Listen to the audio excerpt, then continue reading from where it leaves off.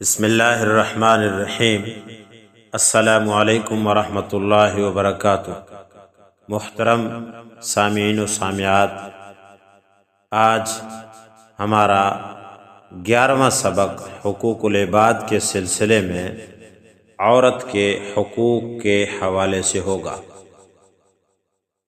حضرت عمر رضی اللہ تعالیٰ عنہ بیان کرتے ہیں کہ خدا کی قسم ہم زمانہ جاہلیت میں یعنی اسلام سے پہلے عورتوں کو کسی شمار میں نہیں لاتے تھے، یہاں تک کہ اللہ تعالیٰ نے ان کے حق میں نازل کیا جو کچھ نازل کیا اور مقرر فرمایا۔ ابن ماجہ۔ حقیقتاً زمانہ جاہلیت میں بعض قبائل میں سنگ دلی انتہا کو پہنچی ہوئی تھی کہ بیٹی کی پیدائش پر اسے زندہ دفن کیا جاتا تھا اور بیٹوں کو اس امید پر پالا جاتا تھا کہ بعد میں معیشت کے حصول میں ہمارا ہاتھ بٹائیں گے، مگر لڑکیوں کو ہلاک کیا جاتا تھا کہ انہیں جوان ہونے تک پالنا ہوگا اور پھر ان کی شادی بھی کرنی پڑے گی، اور بیٹوں کو اس لیے بھی پالا جاتا تھا کہ جتنے زیادہ بیٹے ہوں گے اتنے ہی ہمارے مددگار ہوں گے۔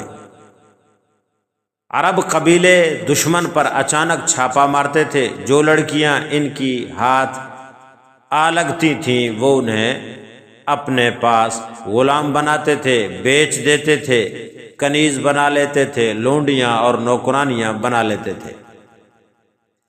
ایک شخص نے حضور اکرم صلی اللہ علیہ وسلم کے سامنے اپنے زمانہ جاہلیت کا واقعہ بیان کیا کہ میری ایک بیٹی تھی جو مجھ سے بہت محبت کرتی تھی، جب میں اس کو پکارتا تھا تو دوڑ کر میرے پاس چلی آتی تھی۔ ایک روز میں نے اسے اپنے ساتھ لیا اور راستے میں ایک کنواں نظر آیا، میں نے اس لڑکی کو اس کنویں میں دھکا دے دیا۔ یہ سن کر رسول اللہ صلی اللہ علیہ وسلم رو دیے۔ پھر آپ صلی اللہ علیہ وسلم نے اس سے فرمایا اپنا قصہ پھر بیان کرو۔ اس نے دوبارہ بیان کیا۔ آپ سن کر اس قدر روئے کہ آپ کی داڑھی مبارک آنسوؤں سے تر ہو گئی۔ یہ تو حالت تھی عورت کی بحیثیت بیٹی، بحیثیت بیوی بھی اس کی زندگی مصائب و آلام سے بھری ہوئی ہوتی تھی۔ مرد کئی عورتوں سے شادی کرتا تھا، اس کی کوئی قید نہیں تھی، نہ طلاق کے معاملے میں پابندی تھی کہ شوہر 100 طلاق دے کر بھی رجوع کر لیتا تھا، بار بار طلاق دیتے، بار بار رجوع کر لیتے۔ اس طرح عورت کو نہ سکون سے رہنے دیتے نہ ہی اسے آزاد کرتے۔ زمانہ جاہلیت میں جب کوئی شخص وفات پا جاتا تو اس کا بیٹا باپ کی جائیداد کے علاوہ اپنی سوتیلی ماں کا بھی مالک بن بیٹھتا تھا۔ عورت کے ساتھ یہ رویہ صرف عرب میں نہیں بلکہ دیگر علاقوں میں بھی عورت کی حالت خراب تھی۔ مثلا ہندوستان میں بدھ مت اور جین مت کے پیرو عورت کو اپنی روحانی ترقی کے معاملے میں رکاوٹ سمجھتے تھے اور تارک دنیا بن کر زندگی گزارنے کو روحانی بلندی کا ذریعہ سمجھتے تھے۔ خود ہندوؤں کے اندر رواج تھا، اگر کسی عورت کا شوہر مر جاتا تو بیوی کو میت کے ساتھ ہی چتا پر لٹا کر زندہ جلا دیا جاتا تھا۔ بعض اوقات ہندو عورت اپنی خوشی سے سو جاتی تھی میت مردے شوہر کے ساتھ کہ سماج کا معاملہ اور سماج کا رویہ ان کے ساتھ اچھا نہیں ہوتا تھا۔ وہ سمجھتی تھی شوہر کے بغیر اس کی زندگی بیکار ہے، اسی لیے معاشرے کے رسم و رواج میں زندگی بھر جلنے سے بہتر ہے ایک دفعہ ہی جل کر اپنی ذات کو ختم کر دو۔ اچھا کھانا، اچھا پہننے کا ان کو حق نہ ہوتا تھا، منحوس سمجھا جاتا تھا، اور شادی بیاہ کے موقع پر اس کا سایہ پڑنا بھی نحوست سمجھا جاتا تھا، اور بعض علاقوں میں عورت کو میراث کے حصے سے محروم رکھا جاتا تھا۔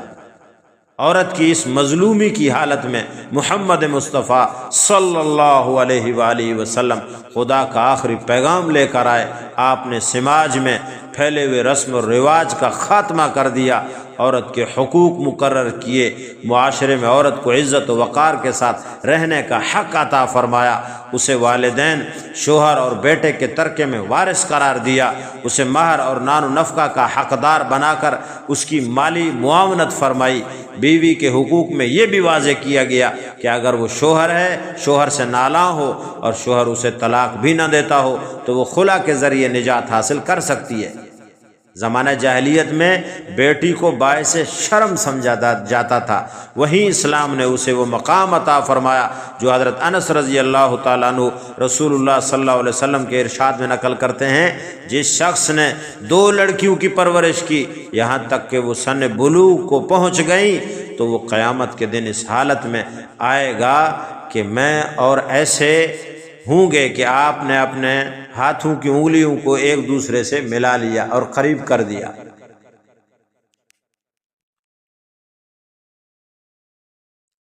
حضرت ابو سعید خدری رضی اللہ تعالیٰ عنہ بیان کرتے ہیں کہ رسول اللہ صلی اللہ علیہ وسلم نے فرمایا، جس نے 3 بیٹیوں کی پرورش کی اور انہیں تعلیم و تربیت دے کر ان کی شادی کر دی، ان سے اچھا سلوک کیا تو اس کے لیے جنت ہے۔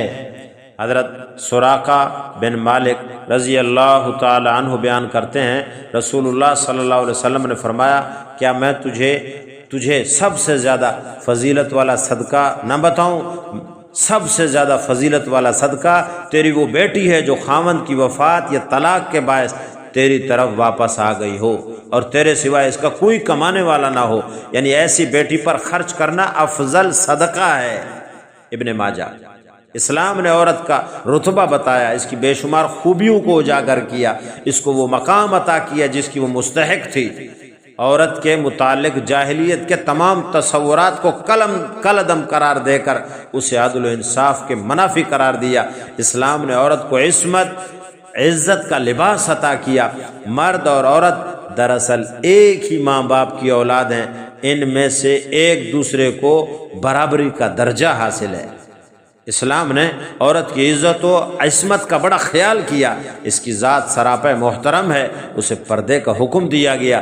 اجنبی عورت پر نظر اٹھا کر دیکھنا باعث گناہ ہے اور کسی پاک دامن پر تہمت لگانا موجب سزا ہے۔ عورت کے حق کو ادا کرنے والے کو اجر عظیم کی خوشخبری دی۔ عورت اگر ماں ہے تو اس کی خدمت موجب جنت ہے، اور اگر بیٹی یا بہن ہے اس کی پرورش، تعلیم و تربیت دخول جنت کا سبب ہے۔